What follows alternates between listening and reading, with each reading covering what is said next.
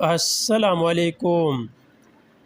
3 cancer ہسپتال بنائی، 2 top level کی یونیورسٹی بنائی، غریبوں کے لیے پناہ گاہیں بنائی، قوم کو صحت کارڈ دیا، اسلام فوبیا پر آواز اٹھایا، کشمیر میں انڈیا کے مظالم کو پردہ چاک کیا، پاکستان لوٹنے والے چوروں کو بے نقاب کیا، آج اسی میرٹ پہ لوگوں نے جیل میں رکھا۔